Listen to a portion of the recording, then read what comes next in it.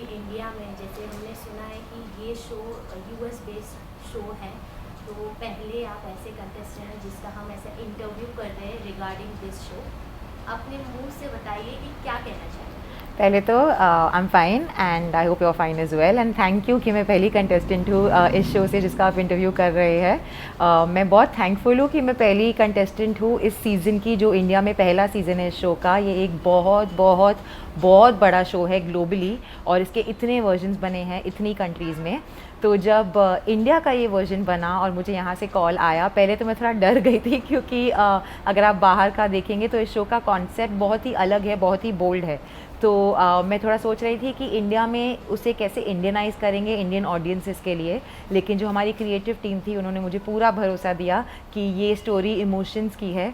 और मेरी जर्नी के बारे में अगर मैं कहूँ तो मेरी इमोशंस की पूरी बैंड बज गई थी शो में। मेरे इमोशंस मतलब यहाँ से लेकर फिर से यहाँ और फिर से यहाँ, मतलब बीच का कोई रेंज ही नहीं था, पूरा एक्सट्रीम रेंज था। And it was a beautiful journey. मैंने अपने बारे में बहुत कुछ सीखा और उससे ज़्यादा मैंने दूसरे लोगों के बारे में सीखा। तो मुझे पहले लगता था कि मैं बहुत स्ट्रीट स्मार्ट हूँ और मैं बहुत इंटेलिजेंट हूँ, जो मैं हूँ, लेकिन मुझे नहीं पता था कि लोग भी उतने ही स्ट्रीट स्मार्ट है। तो हाँ, बहुत बहुत कुछ सीखा। तो इस रियलिटी शो में हमने काफ़ी नोन फेस और अननोन फेस भी देखा है, तो इसमें जितने भी पार्टिसिपेंट्स थे किस तरीके से उनको उनको किससे इफेक्ट गिरा कि जैसे यूएस बेस्ड शो है, अब फर्स्ट टाइम इंडिया में इनका कंसेप्ट भी बिल्कुल अलग है, तो what do you think how reality show effect the participants.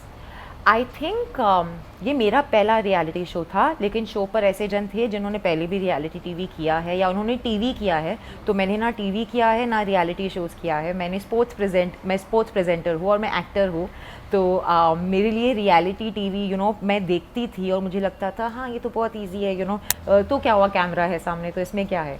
तो मुझे लगता था being real is the concept of reality TV, which is the case. लेकिन काफ़ी कंटेस्टेंट्स हैं जो इतने उम्दा खिलाड़ी है इस स्पेस में, जो उनको पता था कि कैमरा के सामने कैसे बिहेव करना है या कैसे अपनी थोड़ी स्टोरी लाइन बनानी है, या एक बहुत ही क्लीशे वर्ड है लेकिन वो वर्ड है कैसे फुटेज लेना है। तो मुझे वो नहीं आता था, लेकिन थैंकफुली मैं रियल ही इतनी नॉर्मल ही इतनी ठीक हूँ कि उतना फुटेज मुझे मिला जितना मुझे चाहिए था, थैंकफुली, टच वुड। और बाकी कंटेस्टेंट्स में काफ़ी लोग थे जो रियल भी थे, लेकिन काफ़ी लोग थे जो सिर्फ कैमरा के लिए प्ले कर रहे थे। एंड अब वो ऑडियंसेस देख के डिसाइड कर ही चुकी है कि कौन रियल था और कौन नहीं था। यस, बेसिकली आपकी जर्नी को अगर हम देखेंगे तो वो काफ़ी रियल था, ऐसा कुछ नहीं था कि हमने देखा आपको प्लान करके आए हो या उसके बेस पे आप किसी के साथ मतलब क्रिएट कर रहे हो सीन्स। जैसे हम देख रहे हैं बाकी जैसे जितने भी कंटेस्टेंट हैं, चेतना हो गए, उनके जो बॉयफ्रेंड्स हो गए, ये जो कपल हो गए जो न्यू कनेक्शन बना रहे हैं, बट आपको धोखा ही मिला है जैसे हमने देखा, चाहे वो फ्रेंड में हो या आप नया कनेक्शन बनाने की कोशिश कर रहे हो, ऐसा क्यों। मतलब अगर आप रियल है तो कहीं ना कहीं तो कनेक्ट हो जाता है, बट उनकी तरफ से धोखा यहाँ से भी वहाँ से भी, उसके बारे में क्या कहना चाहिए। मुझे लाइफ में आज तक धोखे ही मिले हैं। दोस्ती में मुझे धोखे नहीं मिले हैं, यहाँ पे दोस्ती में भी मिला, लेकिन मुझे प्यार में और कनेक्शंस में हमेशा धोखे मिले हैं। तो मैं अभी भी नहीं सीखी हूँ। आई टेल यू, मेरी एक प्रॉब्लम है। मुझे लगता है कि क्योंकि मैं रियल हूँ और मैं सच बोलती हूँ, तो मैं हर चीज़ फेस वैल्यू पे लेती हूँ। अगर आप मुझे बोलेंगे कि आप ऐसा फील कर रहे हैं, मैं वो मानूंगी।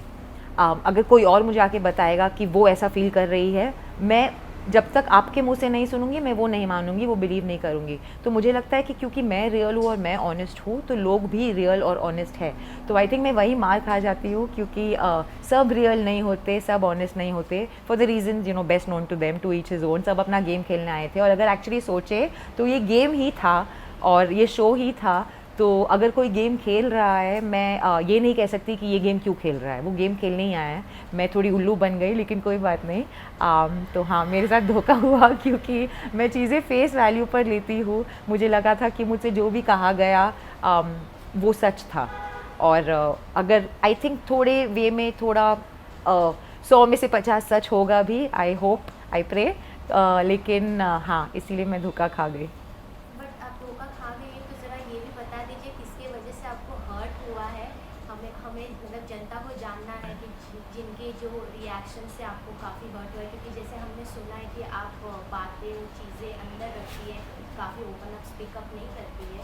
रियलिटी शो में भी हमने देखा जिस तरीके से करण कुंद्रा, तेजस्वी आपको सपोर्ट कर रहे हैं, मतलब काफ़ी बड़ी बात होती है कि कोई होस्ट Yes. किसी एक पर्टिकुलर कंटेस्टेंट को सपोर्ट करता है। तो हमें ये बताइए सबसे पहले तो आपको धोखा किसने दिया जिसके वजह से आप काफ़ी हर्ट हुई हो?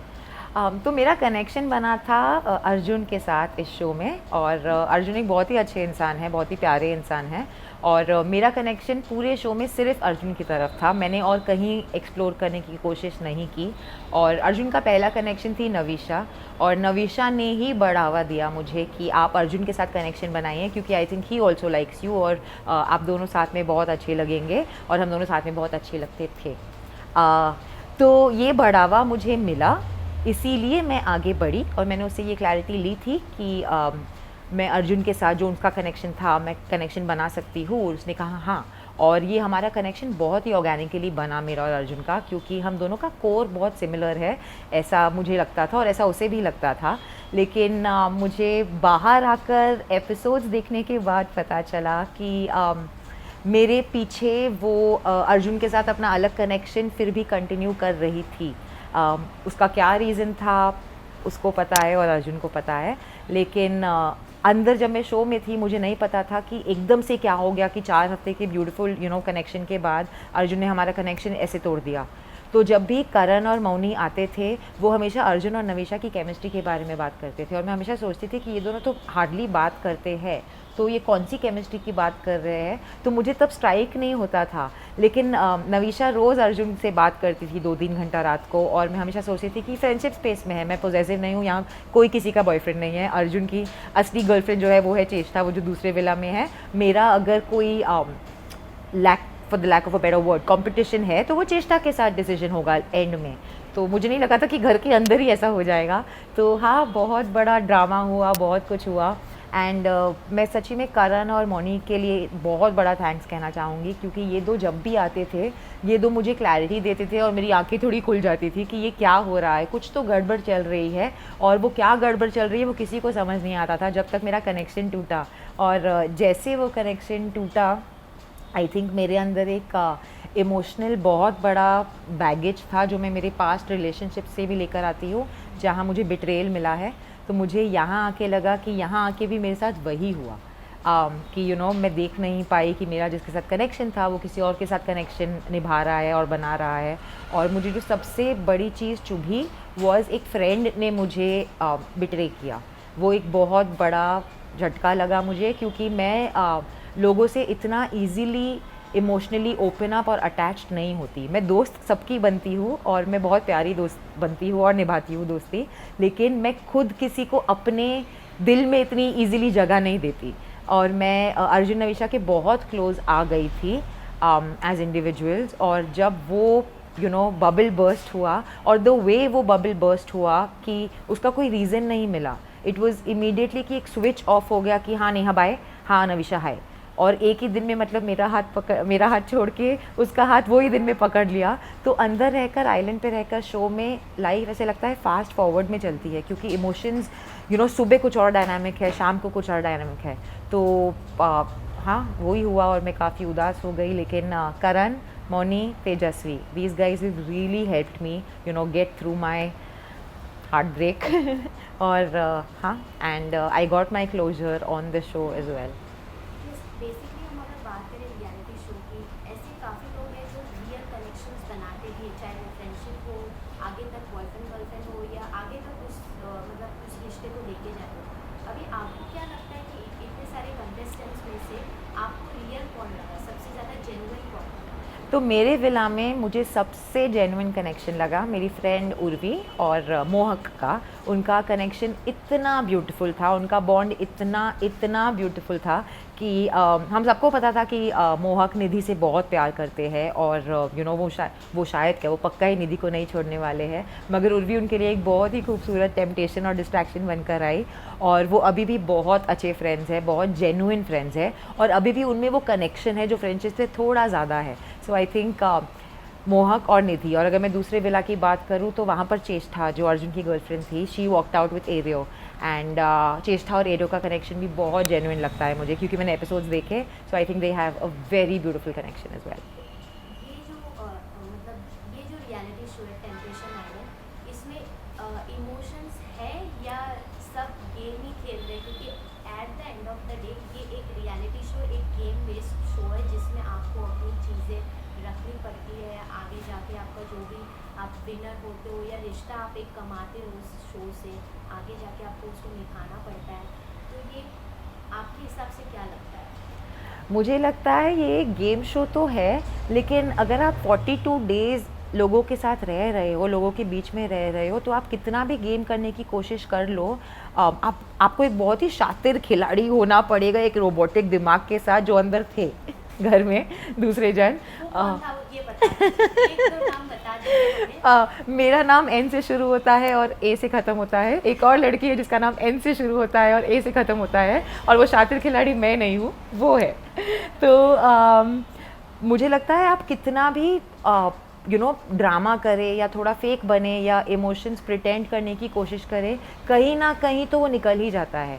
तो with all due respect to her as well, मुझे पता है कि उसको मैं बहुत पसंद हूँ, तो मुझे पता है कि वो बाहर आकर आई एम श्योर वो कोशिश करेगी मुझे एक्सप्लेन करने की, कि ये गेम था तो ऐसा खेला या वैसा खेला।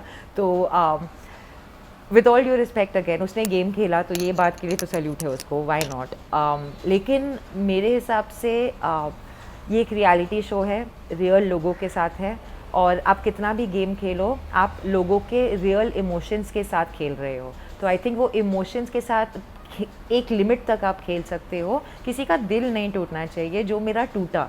तो अगर आपने देखा है, मैं बहुत रोई हूँ और मुझे काफ़ी लोगों ने बोला है कि नेहा तो इतना रोती क्यों है। इनफैक्ट तेजस्वी ने तो आकर कहा था कि नेहा प्लीज़ रोना मत, क्योंकि मैं भी रो दूँगी। तो मैं जो रोई हूँ वो मेरे एक बहुत ही इमोशन जैसे फूट फूट कर बाहर आ गए, जो इतने आने नहीं चाहिए थे। मैंने काफ़ी कंट्रोल किया, लेकिन कैमराज हर जगह थे, आई कुडंट हेल्प इट, वो रोना आ ही जाता था। तो वहाँ पे आके अंदर ऐसे लगता था एक इमोशनल डैम खुल गया है मेरे अंदर और वो आंसू बहते ही जा रहे हैं। तो आई थिंक किसी को हर्ट मत करो, आप कितना भी गेम खेलो, किसी को जेन्युइनली हर्ट मत करो। लास्टली ये भी बात करेंगे, जैसे करण और तेजस्वी और मोनी के साथ जो आपका बॉन्ड देखा उसके बारे में बताइए, क्योंकि ऐसा हमें लग नहीं रहा था कि आप सब पहली बार मिले हैं शो में। जैसे आपने कहा कि पहले आपने कभी रियलिटी शोज नहीं की है, ये first episode, this is the first time, और यूएस में शो फर्स्ट टाइम आप वही कर रहे हैं। ऐसा नहीं कि आप कोई और reality show, Indian reality show कर रहे हैं। उनके साथ जो बॉन्ड हमने देखा कि जैसे हमें लग रहा था देख के कि आप पहले से बाहर से उनको जानती हैं, तो उनके साथ कैसा बॉन्ड रहा हुआ? तो करण और तेजस्वी को तो मैं बिल्कुल भी नहीं जानती। मोनी और मेरे कॉमन फ्रेंड्स हैं दो, तो मैं मोनी को भी नहीं जानती, लेकिन हमारे दो कॉमन फ्रेंड्स हैं, तो उसे ये पता है कि नेहा यहाँ पर है, जो मेरी कॉमन फ्रेंड है बाहर की, जो उसके साथ मेरी कॉमन फ्रेंड्स है। तो जब भी लेकिन करण भी आते थे, तो आई थिंक फर्स्ट वीक में मेरा किसी के साथ कनेक्शन नहीं बना, क्योंकि मैंने जाके किसी लड़के से बात नहीं करी। मैं एक बहुत बड़ी इंट्रोवर्ट हूँ, जो ऐसे लगता नहीं है क्योंकि मैं इतनी बातों नहीं हूँ, लेकिन मैं बहुत बड़ी इंट्रोवर्ट हूँ। मैं खुद जाके किसी से बात नहीं करती अनलेस मुझे करनी पड़े। तो वो जो लड़के थे, मैंने जाके किसी से बात नहीं करी, तो फर्स्ट वीक में मेरा कोई कनेक्शन नहीं बना। इनफैक्ट एपिसोड्स में पहले 10 दिन आप मुझे देखेंगे बैकग्राउंड में, कि कोई लड़के से बात नहीं कर रही, अपनी मस्ती कर रही है, मैं ग्रुप में बैठ के बात करती थी। तो जब फर्स्ट वीक में डेट्स का सिलेक्शन हुआ, तब करण आए और ऑब्वियसली मैं पिक नहीं हुई, और मैं तो हंस रही थी कि आई थिंक मैं तो एलिमिनेट हो जाऊंगी, क्योंकि मैं तो किसी लड़के से बात करूंगी नहीं, और कोई लड़का मुझसे बात क्यों करेगा, क्योंकि सब लड़कियां उनको भाव दे रही है, तो मुझसे क्यों कोई आके मुझे क्यों आके कोई भाव देगा बेसिकली। तो मुझे याद है मैं करण के पास गई एंड जैसे वो शूट ख़त्म हुई और मैंने करण को बोला, करण आप बॉम्बे जा रहे हो, प्लीज़ मुझे भी ले जाओ, क्योंकि यहाँ तो मेरा कुछ नहीं होने वाला, मैं तो किसी से बात नहीं करने वाली। और तभी करण ने मुझे बोला, नेहा तू छा गई है, तू टेंशन मत ले, सब मुंडे आके अभी तुझसे बात करेंगे, तू फिक्र मत कर। तो जब मौनी भी आई और मुझे पहली बार मिली और उन्होंने मुझे हक किया, मैंने उसे कहा कि मौनी मेरा कोई कनेक्शन नहीं बना है, कोई लड़का मुझे देखता भी नहीं है, 10 दिन से मुझ पर किसी ने लाइन नहीं मारी है। तो मौनी ने भी कहा कि तुझे नहीं देख रहे, मुझे समझ में नहीं आ रहा ये लड़के क्या कर रहे हैं। तो हमारा एक बहुत ही ब्यूटीफुल कनेक्शन बनता ही गया मौनी और करण के साथ। और तेजू भी जब भी जैसे पहली बार आई, हम जब बैठे थे आमने सामने, इट जस्ट फेल्ट लाइक हम दोस्त हैं। एंड जब शॉर्ट्स के बीच में ब्रेक होता था या कुछ भी होता था बात करते करते, she would just look at me and she would just smile. तो अगर आप वो तेजू का एपिसोड देखेंगे भी तो ऐसे लगता है कि तेजू आधा टाइम मुझसे बात कर रही है, और उसने बहुत ब्यूटीफुली काफ़ी चीज़ें एक्सप्लेन की मुझे। उसने एक बहुत प्यारी बात कही मुझे कि नेहा, अगर आप अभी भी उदास है, अभी भी दुखी है, आप ये सोचिए कि जो हुआ वो अच्छा हुआ, क्योंकि अगर आप एक गलत अजम्पशन में और जीती तो दर्द ज़्यादा होता। सो अगर आपका दिल अभी तोड़ दिया किसी ने, वो ज़्यादा अच्छा हो गया। 10 दिन बाद फिनाले में टूटता तो आपको और दुख होता, which is true. And I think जैसे वो बात उसने कही, मैंने अर्जुन से भी बात करी और मुझे मेरा एक क्लोजर मिला। So yeah I like to thank Karan, Mouni and Teju for being like my pillars of support and strength in there, especially Karan and Mauni.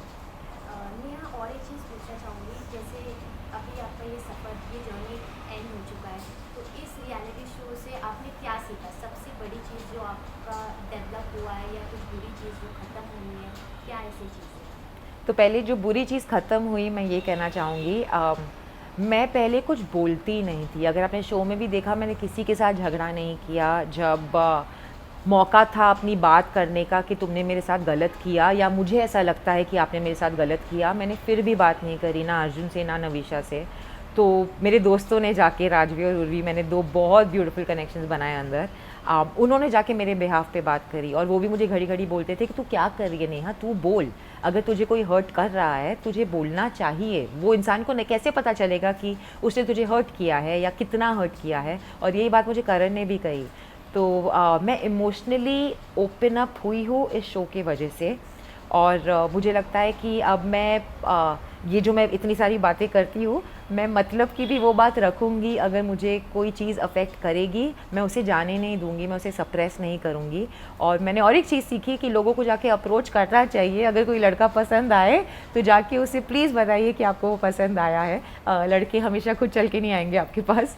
तो यहाँ ये शो में मैंने ये सीखा कि अगर मुझे कुछ पसंद है, I have to go for it, which I do generally in life. लेकिन प्यार के मामले में मैं ऐसा नहीं करती, इसलिए मैं अभी तक सिंगल हूँ। और तो ये बुरी चीज़ ख़त्म हुई है। और जो मैंने ब्यूटीफुल चीज़ पाई है इस फुल जर्नी में is my 2 friends, Rajvi and Urvi. ये शो कनेक्शंस बनाने का था, और मुझे लगता है कि मैंने राजवी और उर्वी के साथ इतना खूबसूरत कनेक्शन बनाया है। वो मुझे इमोशनल सपोर्ट ही नहीं, मैं अंदर बीमार थी काफ़ी टाइम के लिए, लोगों को ये पता नहीं है, बहुत टाइम के लिए मैं बीमार थी। उन्होंने मुझे फिज़िकली भी सपोर्ट किया है। तो या मैंने ये पाया है। और ऑब्वियसली मैं जब बाहर आई और मैंने मेरा फ़ोन देखा, मेरा फ़ोन टंग टंग टंग टंग टंग अभी तक बजना बंद नहीं हुआ है। Thank God the audiences have loved me. तो मैंने एक बहुत ही खूबसूरत कनेक्शन बनाया है ऑडियंसेस के साथ। सो राजवी, उर्वी एंड ऑडियंस, ये मेरे 3 कनेक्शन है जो मैंने टेम्पटेशन आइलैंड पे बनाए। ठीक है, इतने सारे फैंस तो आपने बनाए ही है, तो आगे में जैसे आपने कहा आप सिंगल है, तो आपको कैसा लड़का पसंद है वो बताइए। बस 2 शब्द कहूँगी और आपको पता चल जाएगा, शाहरुख खान। शाहरुख खान। बिल्कुल ऐसा होना चाहिए, बस आके मेरे सामने ऐसे कर दे और बस मैं फ्लैट। अच्छा नेहा, और एक चीज़, जैसे अभी मतलब इंडिया में जितने भी रियलिटी शो बन रहे हैं, बिग बॉस हो गए, खतरों के खिलाड़ी, और भी बहुत सारी चीज़ें, रोडीज हो गई, तो अभी इसके बाद कोई ऐसा स्टेप है आपने चुना है कि आपको रियलिटी शो करना है? बिग बॉस हो गया, अगर आपको इस चीज़ का ऑफर आया कि आपको बिग बॉस करना है, खतरों को, आप किस पे ओपन है? मैं फुल्ली ओपन हूँ सारे रियलिटी शोज़ के लिए। इनफैक्ट बिग बॉस तो ऐसा शो है जो मैंने सीज़न 1 से लेके अभी तक मैंने एक एपिसोड मिस नहीं किया है आज तक लाइफ में। मैं बीच में अमेरिका गई थी पढ़ाई करने, मैं अमेरिका में भी बैठ के बिग बॉस देखती थी। मैं कहीं भी छुट्टी पे जाती हूँ इंडिया में, आउट ऑफ इंडिया, मैं वेबसाइट पे जा जाके ढूंढ के बिग बॉस देखती थी। तो खतरों के खिलाड़ी भी ऑब्वियसली बहुत ही डेयर डेविलरी का शो है। मेरी बहन थी उस पर इस सीज़न में, और उसे देख के तो मैं और इंस्पायर हो गई। मैं एक फुल डेयर डेविल हूँ, मतलब आप बोलिए चीता के मुंह में हाथ डालो मैं वो भी कर दूँगी। So yeah these are all shows that I am open to. So basically you are so adventurous. I am very adventurous. आप मुझे कोई भी रोलर कोस्टर पे बैठे बोल दे, तो आप मुझे प्लेन से कूदने बोले, मतलब sky diving something that I am waiting to do. So I fly airplanes, I am a commercial pilot. मैं दुनिया के सबसे स्कैरी रोलर कोस्टर्स पर बैठी हूँ। मुझे गाड़ी चलाना पसंद है, मुझे सारी एडवेंचर पसंद है। खतरों के खिलाड़ी is the best for you. खतरों के खिलाड़ी and the best for me and big boss also. Neha, और एक क्वेश्चन पूछना चाहूँगी जैसे अभी लॉकडाउन के बाद इतनी ओटीटी प्लेटफॉर्म्स आ गए, मतलब आर्टिस्ट को काफ़ी मतलब अपॉर्चुनिटीज़ मिले, तो ऐसा कोई आपका प्रोजेक्ट्स है जो आने वाला है? अब इस टेम्पटेशन के बाद नेहा कुछ अलग अंदाज में दिखेगी, अलग नेहा निखर के आएगी ऑडियंस के सामने, और किस तरीके का जॉनर आप मतलब जॉनर में आना पसंद करेंगे कि आपको एक्टिंग हो या जो भी सिंगिंग गाने होते हैं आजकल पंजाबी सॉन्ग्स इतने सारे, तो क्या है आपके next move, what is your next? तो नेक्स्ट मूव आपके क्वेश्चन ने निखार दिया है मुझे, क्योंकि मेरी फिल्म आ रही है, मेरी first Bollywood Hindi picture debut, जो बचपन से मेरा सपना था कि मैं किसी पिक्चर में इन एंड एज स्टार करूं। तो Neha Anand in and as June, JOON, that's the name of the film. ये डायरेक्टेड है बरनाली रे शुक्ला से, ये उनकी सेकंड फीचर फिल्म है और मैं इसमें लीड प्ले करती हूँ। मेरे साथ 2 न्यू कमर्स है, अक्षय शर्मा और राहुल दुहन। सो ये आने वाली है, मैं नाम नहीं ले सकती कौन सी OTT प्लेटफॉर्म पर, लेकिन it's a very big OTT platform और इसकी सारी म्यूज़िक ऑलरेडी आउट हो चुकी है। इनफैक्ट जब मैं घर के अंदर थी तो इसके गाने रिलीज़ होना शुरू हुए, तो बाहर आके मुझे ऐसे लग रहा था कि हर जगह सिर्फ मैं हूँ, मतलब टेम्पटेशन आइलैंड भी मैं हूँ, जून में भी गानों में भी मैं हूँ। तो हाँ, तो June, so this is a very sweet love story, it's a love triangle. मैं वेला में भी लव ट्रायंगल में थी, यहाँ भी लव ट्रायंगल में हूँ। And genres that I would like to get into, my family is from the film industry, तो मैंने सिर्फ फिल्म्स देखी है जब से मैं पैदा हुई हूँ, मतलब मुझे बचपन से ही एक्टर बनना था, there was no second choice और सेकंड क्वेश्चन। तो कॉमेडी, एक्शन, ये सब मेरे अंदर फूट फूट कर भरा है, मतलब मैं वेट कर रही हूँ कि कैमरा चालू हो, जैसे आपने देखा होगा मैं इतनी बात करती हूँ, कैमरा चालू कर दो बस और मैं एक्टिंग करना चालू कर दूँगी। बॉलीवुड में किसके साथ काम करना पसंद करेंगी? शाहरुख खान? सबके साथ काफ़ी ऑब्वियसली काफ़ी फेवरेट एक्टर्स हैं मेरे, बहुत ही सारे फेवरेट एक्टर्स हैं, पर या डेफिनेटली यार number 1 has to be Shahrukh Khan, but obviously I want to work with everybody. So, अभी न्यू ईयर भी आने वाला है, तो क्या मैसेज देना चाहेंगे अपने फैंस को, ऑडियंस को, और आपने जो भी नया मतलब नए रियलिटी शो से आपने जो फैंस न्यू कमाए हैं अपने लिए, उन्हें क्या कहना चाहेंगे? Firstly in advance happy new year and मेरी क्रिसमस। मैं आपसे ये कहना चाहूँगी कि थैंक यू सो मच कि आप मेरी जर्नी का हिस्सा बने। मुझे जो भी लगा था कि मैं बाहर आके कैसी दिखूंगी, मैं एक नंबर की रोतड़ू दिखूंगी, और ऐसा बिल्कुल नहीं है कि रोना रॉन्ग है। आई थिंक रोना इज़ अ ब्यूटिफुल थिंग। आजकल फ़िलहाल एक्चुअली मैं रोज़ रोती हूँ, मैं कोई भी छोटी सी बात पे रो देती हूँ, तो रोना is a beautiful thing, we should all cry. Thank you so much for supporting me, और आपके जो इतने लव वाले मैसेजेस हैं जो आप मुझे रोज़ भेजते रहते हैं, इट इज़ ब्यूटीफुल। मैं वो सारे मैसेजेस पढ़ती हूँ and I do my best to reply to them all.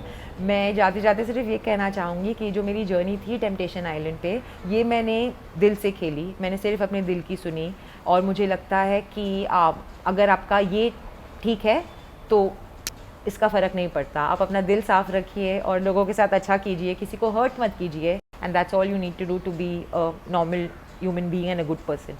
So happy new year and I hope you take my advice. Thank you so much, happy new year. Thank you so much.